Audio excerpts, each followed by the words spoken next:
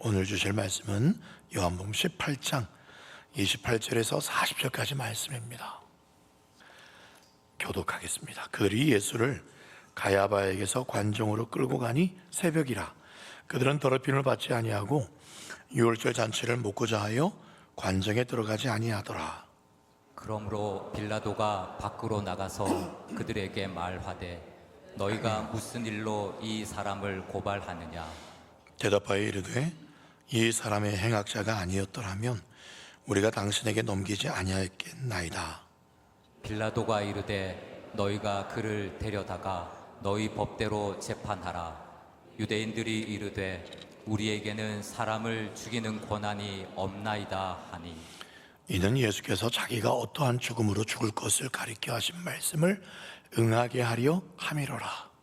이에 빌라도가 다시 관정에 들어가 예수를 불러 이르되 네가 유대인의 왕이냐. 예수께서 대답하시되 이는 내가 스스로 하는 말이냐 다른 사람들이 나에 대하여 내게 한 말이냐. 빌라도가 대답하되 내가 유대인이냐. 내 나라 사람과 대제사장들이 너를 내게 넘겼으니 네가 무엇을 하였느냐. 예수께서 대답하시되 내 나라는 이 세상에 속한 것이 아니니라. 만일 내 나라가 이 세상에 속한 것이었더라면 내 종들이 싸워 나로 유대인들에게 넘겨지지 않게 하였으리라. 이제 내 나라는 여기에 속한 것이 아니니라. 빌라도가 이르되 그러면 내가 왕이 아니냐. 예수께서 대답하시되 내 말과 같이 내가 왕이니라. 내가 이를 위하여 태어났으며 이를 위하여 세상에 왔나니 곧 진리에 대하여 증언하려 함이로라. 무릇 진리에 속한 자는 내 음성을 듣느니라 하신대. 빌라도가 이르되 진리가 무엇이냐 하더라. 이 말을 하고 다시 유대인들에게 나가서 이르되 나는 그에게서 아무 죄도 찾지 못하였노라.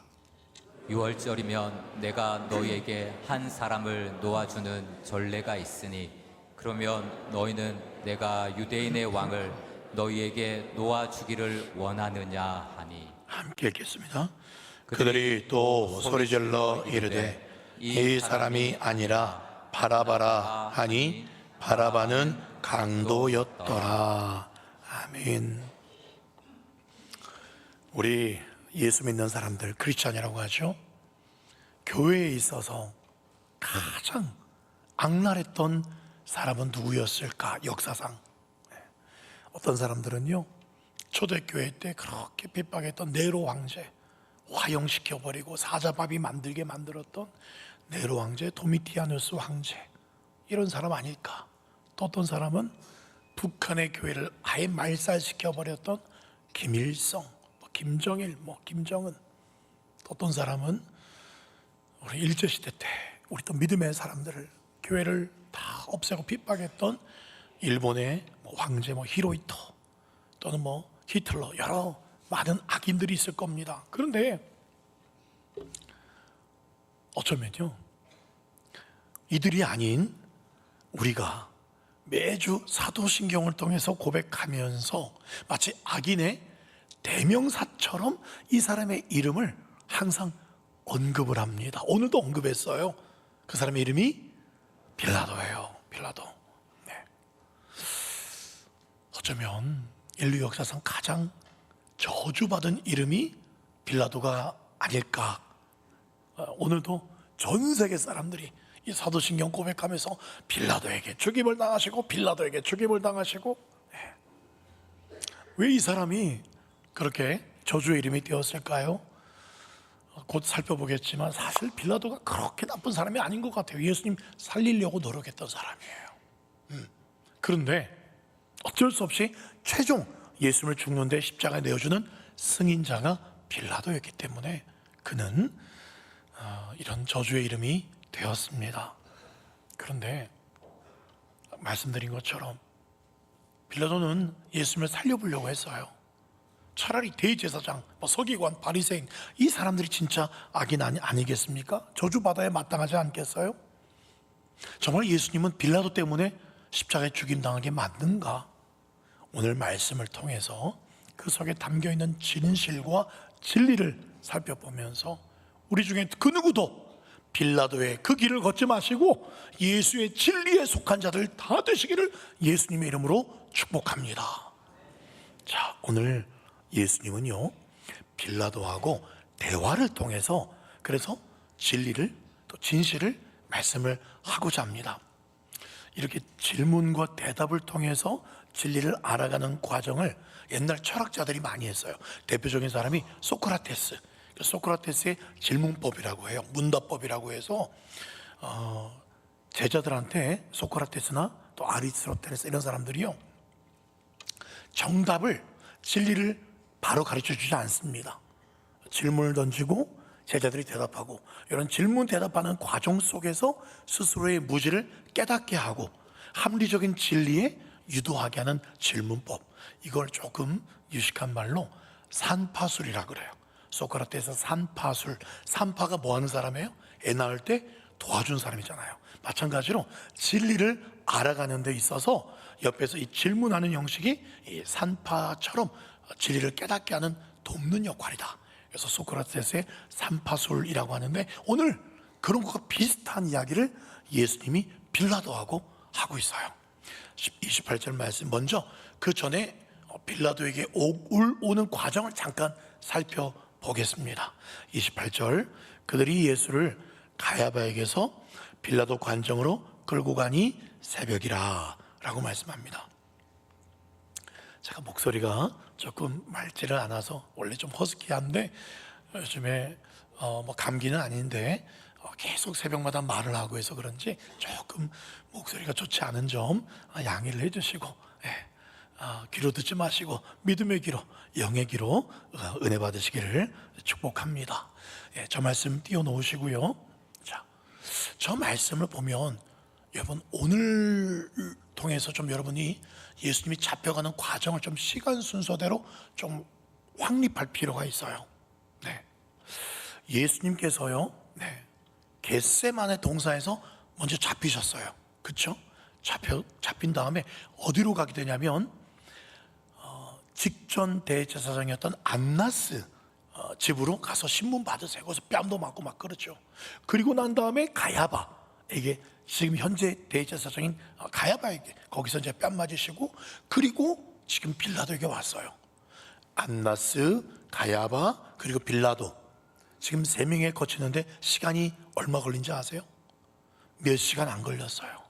그 밤에 겟세마네에서 잡히시고 몇 시간 동안 이 3군데를 다 끌려다니셨어요.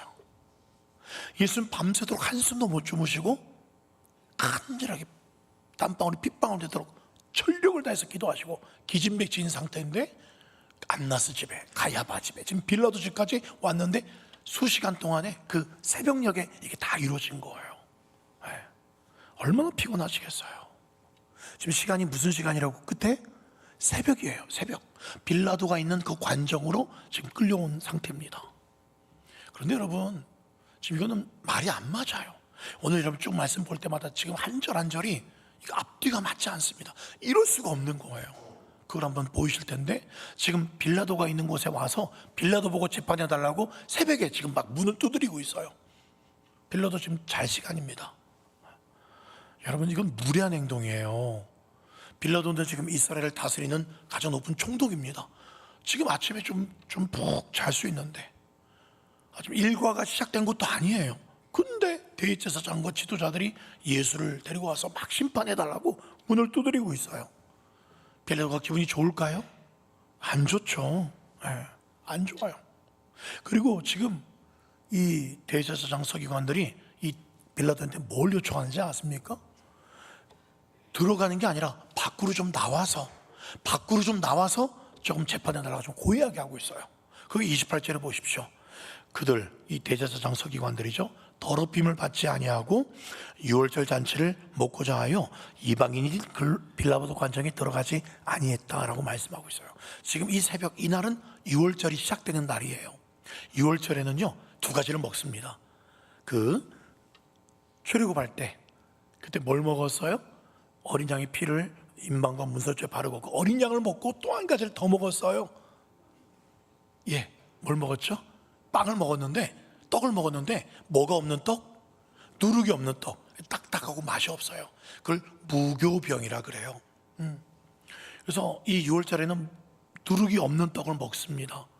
그런데 참고로 말씀을 드리면 6월절 날과 무교절 날은 하나라고 보시면 돼요. 지금 이 날이 6월절이고 그 6월절 다음 날부터 일주일간의 시간이 무교절이에요. 무교병을 먹는, 누룩 없는 떡을 먹는, 그래서 우리를 출애굽시킨 것을 기념하는 그 8일간의 기간이 6월절이자 무교절이에요. 같은 날로 보시면 됩니다. 그런데 지금 빌라도 집 앞에 왔어요. 빌라도 집에는 누룩이 없는 그런 떡 먹을 필요가 없죠. 그들은 이방인이니까 누룩 맛있게 넣어서 그런 떡을 먹는 그런 집이에요. 그러니까 이들이 지금 6월절 날 누룩이 있는 빌라도 집에 들어가면 안 되는 거예요. 그러면 죄가 되는 거예요. 그래서 빌라도 당신이 좀 밖으로 나와라 라고 지금 요청하는 겁니다. 지금 빌라도가 생각하기로는, 여러분, 야, 참 어이가 없네. 진짜 지배국인 주제에 나보고 지금 나오라 마라, 지금 어떻게 지금 이러 말하냐, 화가 날 법하죠. 예. 어디 이것들이 그랬는데 29절에 보세요. 근데 빌라도가 밖으로 나가요. 예, 순순히 나갑니다. 왜 이랬을까요? 빌라도는 이것들 봐라, 지금 누구 보고 오라 가라야 할 수 있는데 순순히 나가요. 지금 자다 깨가지고 어쩌면 잠옷바람에. 왜 나갔을까요? 왜 나갔냐면, 딴 때 같았으면 안 나갈 수도 있어요. 아, 왜 이렇게 소란스러워? 야, 나중에 9시 넘어서 그때 일과 시작되면 와, 할 수도 있어요. 근데 지금 유대인들과 지도자들이 막 사람들 많이 이끌고 와가지고 빌라도 보고 지금 이렇게 하는데 나왔어요.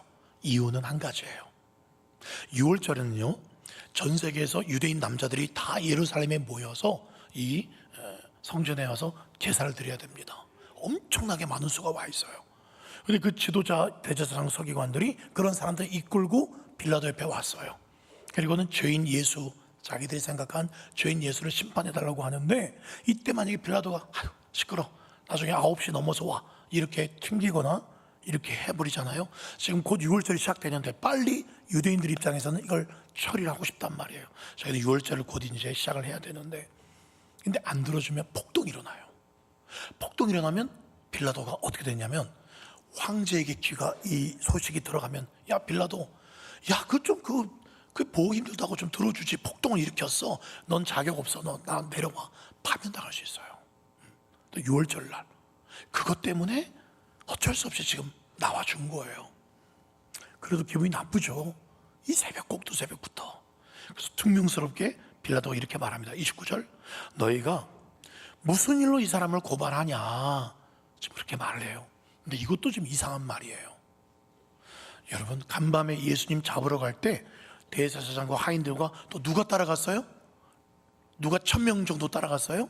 로마 군인들이, 천부장과 1000명들이 따라갔어요. 여러분, 그걸 빌라도가 몰랐겠습니까? 그럴 수가 없어요. 빌라도가 이렇게 허락해야 천부장이 움직이거든요. 예수님 잡으러 간 거 빌라도도 알고 있었습니다. 그런데 지금 그 예수를 잡아왔는데, 야, 이 사람 누구야?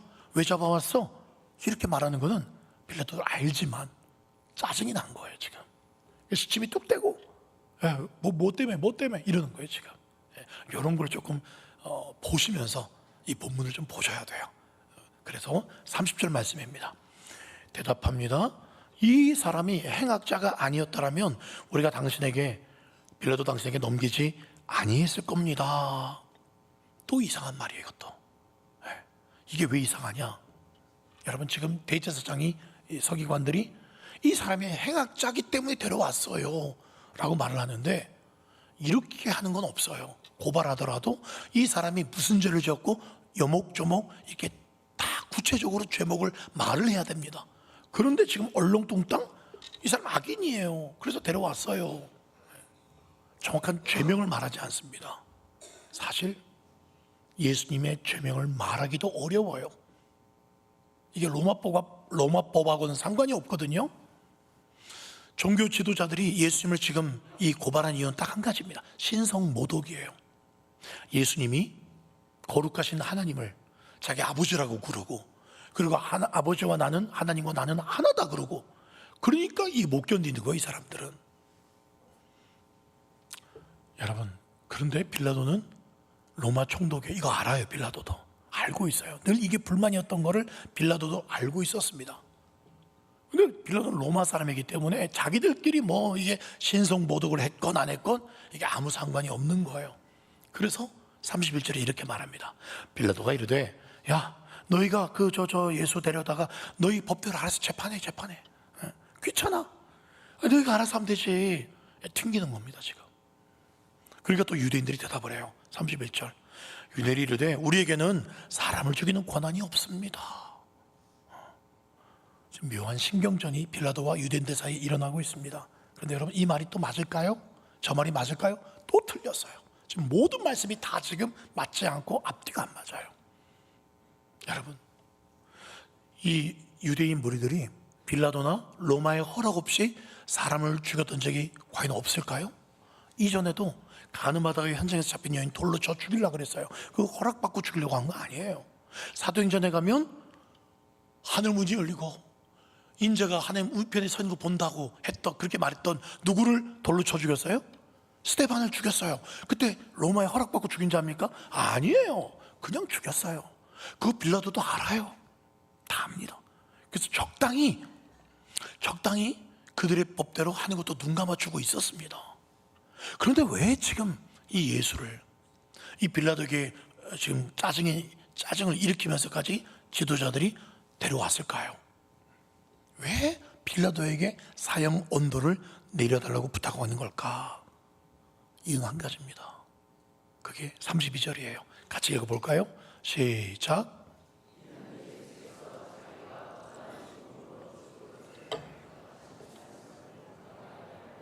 그렇습니다. 어떠한 죽음으로 죽을 것을 가리켜 하신 말씀을 응하게 하려고. 이미 예수님 뭐라 말씀하시냐면 마태복음 20장 19절에 제자들아 잘 들어라. 곧 나를 이방인에게 넘겨줘. 나를 조롱하며 채찍질하며 십자가에 못 박게 할 거야. 그러나 나는 3일에 살아날 거야 라고 이미 예수님 말씀하셨어요. 저 십자가에 못 박게 할 거야 라는 예수님이 하신 저 말씀을 응하게끔 하려고 빌라도에게 데려왔다는 겁니다. 왜 십자가여야만 했을까요? 그냥 칼로 이렇게 뭐 참수도 할 수도 있고 뭐 다른 방법도 있는데 왜 무엇을 이루려고 꼭 십자가여야만 했겠냐 그 말이에요. 신명기 21장입니다. 나무에 달린 자마다 하나님께 저주를 받았습니다. 바로 저 말씀을 이루려고 한 거예요. 로마가 당시에 사형 방법 중에 최고 잔인했던 참혹했던 방법이 십자가입니다.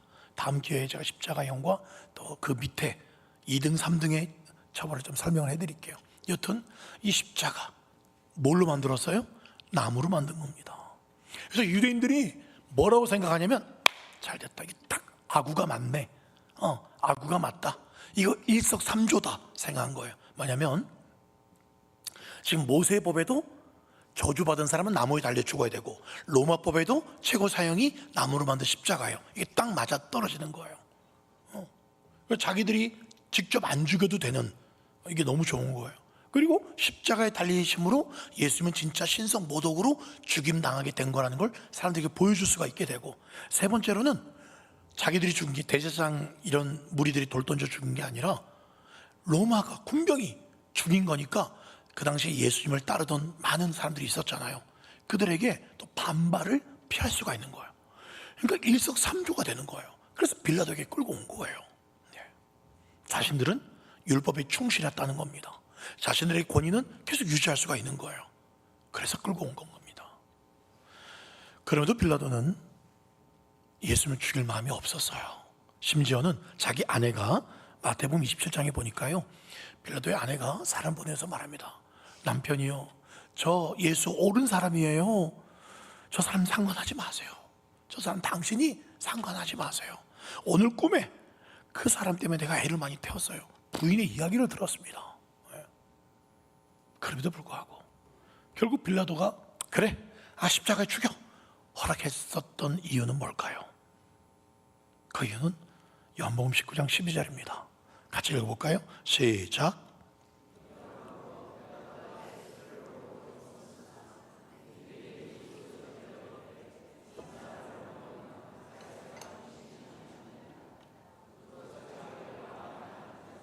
가이사를 반역하는 것이니이다. 바로 저겁니다. 빌라도는 예수를 놓으려고 힘썼어요.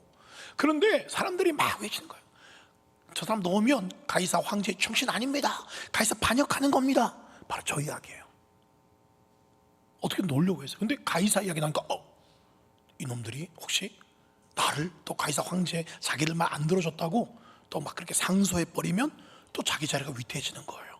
가이사 황제의 그 이야기 듣고는 자기 출세 가도가 막히지 않기 위해서 그래서 알았어 네 마음대로 해. 데려가 채찍 때리고 죽여. 그렇게 된 거예요. 여기까지가 지금 빌라도와 이 대제사장 무리와의 이야기였고 지금부터가 중요합니다. 지금부터가 진짜 중요합니다. 여러분 잘 들으셔야 됩니다. 33절에 이제 빌라도와 예수와의 이야기예요. 예수님과 예수를 불러 이르되 네가 유대인의 왕이냐? 여기 만약에 이 말에 예수님이 그래 내가 왕이다 라고 말하면 지금 식민지의 왕은 가이사밖에 없어요. 물론 분봉왕, 분봉 지역을 다스리는 도지사 같은 헤롯 분봉왕, 안티파스 이런 사람들이 있었지만 지금 여기서 말하는 왕은 황제를 뜻합니다. 내가 황제라고 말하면 가이사에게 반역이 되는 거예요. 그럼 정말 예수님 죽어야 됩니다. 그렇다고 예수님 나는 황제 아니야, 왕 아니야 라고 대답하기에는 그동안 빌라도도 들은 게 있거든요. 저 사람이 하나님의 아들이라고 그러고 자기들 뭐 나라의 뭐 왕이라고 그러고 들은 게 있거든요. 빌라도도 맞다고 하기도 어렵고 아니다 하기도 어렵고 예수님 뭐라고 대답해야 될까요? 빌라도가 묻고 있어. 너 왕이야? 그렇다고 예수님이 뭐 영화 대사처럼 자네가 보기에 내가 왕이 될 상인가 뭐 이렇게 또 돌려서 말할 수도 없는 그런 상황입니다. 그렇죠?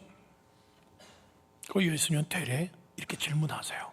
34절 예수께서 대답하시되 이는 내가 스스로 하는 말이냐 다른 사람이 나에 대하여 내게 한 말이냐. 이렇게 해도 어떻게 해도 올무에 빠질 걸 아니까 예수님이 그건 네가 생각한 거야 아니면 다른 사람이 들어서 한 말이야 라고 묻습니다. 그래서 빌라도가 무슨 소리야? 35절에 이렇게 또 묻습니다. 야 무슨 소리야 내가 유대인이야? 야 너희 나라 사람과 대제사장들이 너를 내게 넘겼어. 딴소리하지 말고 너 뭐 했어? 이렇게 묻는 겁니다. 이거예요. 야 너 나한테 별로 관심 없어. 야 그 사람들이 너 나한테 보냈지. 지금 새벽에 잠아 죽겠네. 야 너 뭐 잘못했어? 빨리 말해. 왜 유대 지도자를 너 죽이려고 하는 거야? 너 한번 네 입장 한번 말해봐. 그렇게 지금 빌라도가 말하는 거예요. 그래서 예수님이 말씀하십니다. 36절 이번 주 암송 말씀인데 좀 죄송해요. 37절인데 36절에 이렇게 말하죠. 예수께서 대답하시되 내 나라는 이 세상에 속한 것이 아니니라. 만일 내 나라가 이 세상에 속한 것이었더라면 내 종들이 싸워 나로 유대인들에게 넘겨지지 않게 하였으리라. 이제 내 나라는 여기에 속한 것이 아니다. 내 나라, 내 나라, 내 나라 쭉 들으면서 여기에 속하지 않았다고 말씀하세요.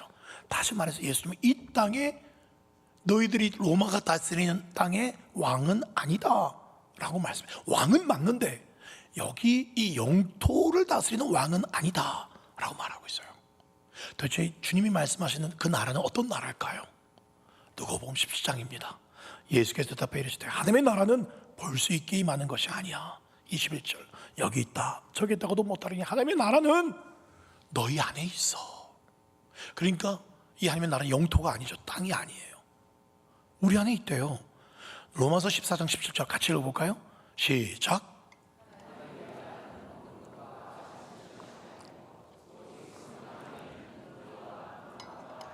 그렇습니다. 하나님의 나라는 보이는 게 아니에요. 우리 안에 있는 의와 평강과 희락. 다시 말해서 예수님이 말씀하신 내 나라는 어떤 영토의 개념이 아니라 주권의 개념이에요. 누가 통치하는가? 누가 그 안에 함께하는가? 주님을 주인으로 모시고 있는 그 상태가 바로 하나님의 나라라는 겁니다. 하나님 아버지를 내가 모시고 있고 예수님을 구원자로 내가 모시고 있고 그러면 그 사람 마음에 뭐가 임한 거예요? 하나님의 나라가 임한 거예요. 하나님이 함께 하시면 그게 하나님의 나라예요. 그러니까요 어떤 사람이 감옥에 들어갔어요. 근데 그 감옥 안에서 예수를 알게 되었어요. 예수를 믿게 되었어요. 그랬더니 감옥관이 그 감옥 안에 주님이 함께 하시니 그 감옥 안도 하나님의 나라가 되는 거예요. 어떤 사람은 너무 슬프고 너무 견디기 힘든 환경 속에 놓여졌어요. 근데 예수님의 그 구원과 사랑을 깨달으니 너무 행복해졌어요. 그렇다면 여전히 슬프고 힘든 그 환경이지만 그 환경이 뭐가 된 거예요? 하나님의 나라가 된 거예요. 그게 하나님의 나라예요. 그래서 우리가 이렇게 찬양하지 않습니까? 높은 산이 거친 들이 조막이나 궁궐이나 내 주 예수 모신 그곳이 그 어디나 하늘나라. 할렐루야 찬양하세요. 내 모든 죄가 사함받았고 그렇게 말씀해 주시는 그 예수님과 동행하는 그곳이 어디나 하늘나라. 아멘이십니까? 그렇습니다. 이렇게 말하니 빌라도가 이 예수를 정치범으로 가이사를 반역했다고 명분을 걸 수가 없어요. 그래서 예수님이 우리가 다음 주에 이번 주에 외워야 할 암기 말씀 중에 일부분입니다. 37절이에요. 내가 이를 위하여 태어났으며 이를 위하여 세상에 왔나니 곧 진리에 대하여 증언하려 함이로라. 무릇 진리에 속한 자는 내 음성을 듣는다. 진리. 여러분 진리가 뭡니까? 진리가 뭐예요? 내가 곧 길이요 진리요 생명이다. 그럼 진리가 뭐예요? 예수님이 진리입니다. 그래서 지금 예수님이 그렇게 말씀하시는 거예요. 빌라도야, 진리인 바로 내 앞에 있으면서도 진리인 나를 알아보지 못하는 네가 너무 안타깝다. 지금 그러시는 거죠. 여러분 이때 빌라도 인생에서 모든 사람들 가운데 진짜 평생에 딱 하나를 질문하면 이런 뭐 질문하시겠습니까? 여러분 구도자들 많은 의로움을 찾으려고 했던 석가모니 또 수도승들 평생 그들이 질문했던 질문 딱 한 가지입니다. 진리가 뭐냐? 진리가 뭐냐? 지금 그걸 지금 빌라도가 묻습니다. 38절이에요. 빌라도가 이르되 그럼 진리가 뭔데? 네가 말하는 진리가 도대체 뭔데? 여러분 이 순간 지금 그야말로 카이로스의 시간이에요. 빌라도가 예수님을 영접할 수도 있는 인생이 변화될 수 있는 바로 그 시간이에요. 빌라도가 자기도 구원받고 예수님도 살릴 수 있는 바로 그 시간이에요. 그런데 예수님이 진리에 대해서 대답을 하지 않습니다. 왠지 아세요? 빌라도가 그럼 진리가 뭔데? 진리가 뭔데 한번 말해봐. 진리가 뭔데? 라고 말하자마자 뜸도 들이지 않고 어떻게 했는지 아세요? 빌라도가 38절 보시면 이 말을 하자마자 유대인들에게 밖으로 나가버립니다. 야, 나는 저 사람한테 아무것도 죄를 못 찾겠어. 나가버렸어요. 빌라도가 뜸도 안 들였어요. 진리 뭔데 말해봐. 말해봐 라고 한 5초라도 10초라도 뜸을 들였다면, 정말 진리에 대해서 관심이 있었다면 예수님 말씀하셨겠죠. 근데 진리가 뭔데? 뭔데? 아유 몰라 하고 나가버린 거예요. 여러분 만사가 지금 귀찮고 짜증이 난 거예요. 빌라도는 궁금한 게 아니었어요. 그냥 한번 하도 진리 그러니까 그럼 진리가 뭔데? 말해봐. 그것뿐이었어요. 이런 빌라도의 마음 상태에 예수님은 진리에 대해서 말씀하실 필요가 없었어요. 말씀해도 이런 빌라도의 마음에는 진리를 받아들일 턱이 없습니다. 그래서 예수님 말씀하지 않은 겁니다. 여러분 빌라도는요 인생이 완전히 바뀔 수 있는 절호의 기회를 가졌었습니다. 그런데 어쩌면 빌라도의 이름이요 예수님을 죽인 빌라도가 아니라 예수님을 살린 빌라도로서 기억될 수도 있었어요. 잘하면요 베드로나 바울 못지않게 초대교회 때 대제사장은 죽이려고 했지만 빌라도라는 그런 총독은 일단 살려줬다. 어쩌면 초대교회사에 영웅처럼 기록될 수도 있었던 사람이었어요. 근데 그 기회를 날려버립니다. 이 말씀 묵상하면서요 어쩌면 저와 여러분들도 빌라도가 될 수 있겠다라는 생각을 하게 되었습니다. 여러분 교회 다니는 분들 중에서도 예수 진리를 진짜 붙잡고 있는가, 아니면 진리 기료 진료 생명이다 알고는 있지만 그것이 믿음으로 가슴으로 심령으로 와닿지 않은 사람들이 분별할 수 있는 기준이 뭐냐면, 힘든 일이 찾아오고 고난이 찾아오면 예수 믿는데도 이렇게 고난이 찾아온다고? 예수 믿는데도 이 병이 찾아오고 우리 자녀가 실패한다고? 그렇게 떠나버리는 사람, 그 사람은 진짜 예수 진리 가지고 있는 사람 아니에요. 또 어디서 그게 또 보이냐면, 여러분, 죽음 앞에서 어떤 사람 보면 교회 열심히 다녔던 집사님이셨어요, 권사님이셨어요, 심지어 목사님이셨어요. 근데 죽음 앞에서 달달달달 떨어요. 너무 무서워, 너무 무서워. 여러분, 그 사람은 진리를 깨닫지도 못한 사람이고 진리 대신 예수님이 그 사람에 없는 사람이에요. 전 그렇게, 물론 단정 지을 수는 없습니다만 그렇게 짐작할 수 있겠죠. 세상에서 어떤 대단한 인생을 살았건 그럼 아무 소용없어요. 죽음 앞에서, 천국문 앞에서 진리 되신 예수님이 그 사람 안에 있는가 없는가, 진리가 뭔지를 깨닫고 진리를 붙잡고 있는가, 그게 중요한 거예요. 여러분, 한 사람 한 사람이 오늘 빌라도처럼 한 예수님 앞에 독대하시는 시간이 필요합니다. 그리고 예수님과 대화하셔야 돼요. 정말 당신이 진리이십니까? 정말 당신은 내게 누구십니까? 내게 어떤 존재이십니까? 여러분, 1대1로 만나셔야 돼요. 1대1로 만나셔야 돼요. 매주 조목사가 전해주는, 그렇게 소리치면서 그렇게 전해주는 그 예수가 아니라, 다니엘 기도회 때 남의 간증을 통해서 듣는 그 사람이 만난 예수가 아니라, 여러분이 직접 만난 그 예수가 누군지, 그분이 정말 진리이신지 여러분이 스스로 고백하셔야 돼요. 성령님께서 정말 깨닫게 해주시는 그 예수님을 여러분 만나셔야 됩니다. 진리가 무엇인가, 이걸 알려면은 어떻게 하면 될까요? 어렵지 않아요. 우리 하나님은 방법 다 가르치셨습니다. 구하라 그러면 얻을 것이고, 찾으라 찾을 것이고, 두드려야 열릴 것이다. 우리 지금 기도 배우고 있지 않습니까? 50일 기도학교. 기도 하나님 이름입니다. 이미 응답 준비해 놓고 계셨어요.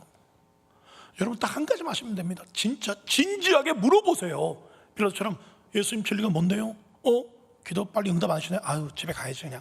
이게 아니라 진지하게, 내가 왜 예수를 믿습니까? 내가 왜 주일마다 이렇게 오전에 등산도 안 가고, 내가 우리 집사람 말 때문에 이렇게 끌려와서 내가 왜 이래야 됩니까? 여러분, 진지하게 간절한 질문으로 여러분 토해내지 않으면 빌라도처럼 진리를 만날 수 없을 수 있습니다.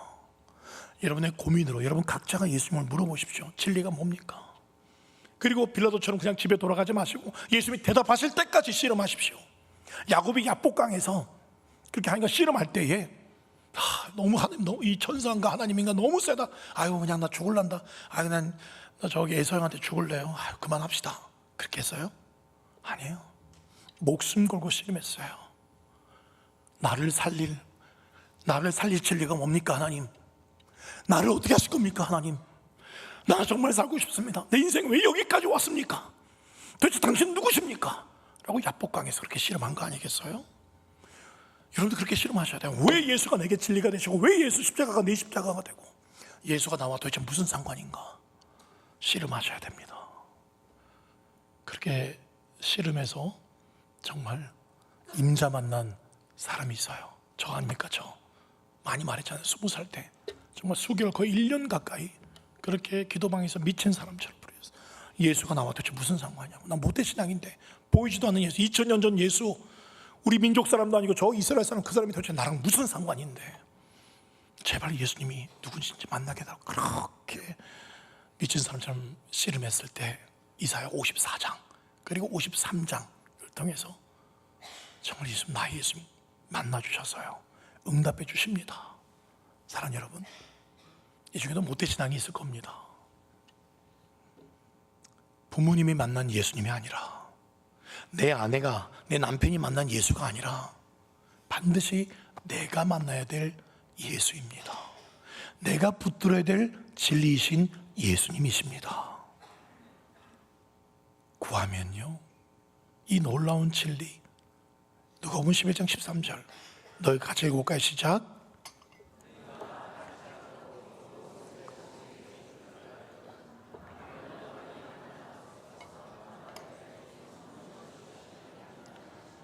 아멘. 악한 자도 자식에게 좋은 거 주시는데 가장 좋은 게 성령인데, 성령을 통해서 뭘 깨닫게 하세요? 구원의 진리를 깨닫게 하시잖아요. 예수님이 누구신가를 깨닫게 하시는 분이 성령님이세요.